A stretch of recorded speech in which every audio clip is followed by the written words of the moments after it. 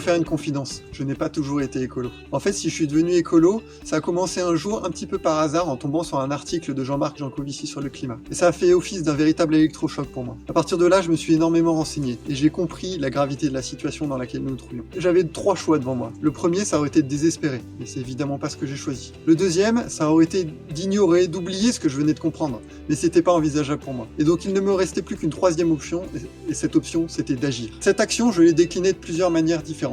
La première, ça a été au sein de mon quotidien, à la maison, mais j'ai jugé que ce n'était pas suffisant. La deuxième manière, ça a été de m'engager dans la vie politique locale. Je suis devenu élu municipal, mais là encore, j'ai jugé que ce n'était pas suffisant. Et donc j'ai souhaité m'engager dans l'entreprise. Pour ce faire, j'ai créé un collectif d'employés motivés par les questions environnementales. Ce collectif, il compte aujourd'hui plus d'une centaine de personnes dans l'entreprise et j'ai continué l'aventure de manière associative dans une association qui justement s'appelle Les Collectifs. Et via cette aventure, j'ai réalisé que ma mission de vie, c'était d'aider les entreprises à repenser la manière dont elles fonctionnent et ce qu'elles veulent apporter au monde. J'ai décidé de pousser cet engagement encore plus loin en quittant l'entreprise pour laquelle j'ai toujours travaillé pour devenir indépendant et me consacrer pleinement à cette mission que je me donne.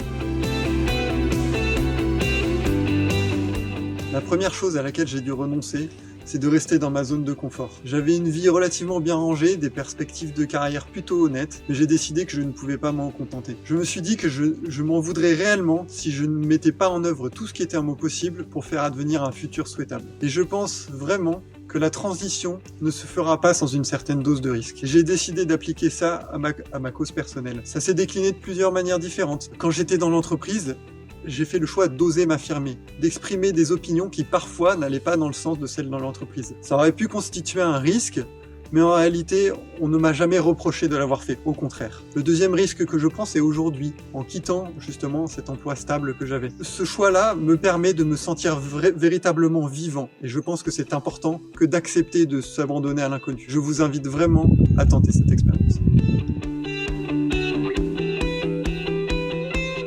Quand j'ai démarré sur ce chemin de la transition écologique, je pensais commencer une aventure avant tout technique, parsemée de chiffres et d'analyses. Mais en réalité, j'ai réalisé que cette expérience, c'était avant tout une aventure essentiellement humaine. J'ai rencontré des dizaines et des dizaines de personnes, toutes plus inspirantes les unes que les autres. Et cette aventure collective, c'est véritablement ce que je veux en retenir. Et aujourd'hui, j'ai une certitude, c'est que je ne suis plus seul.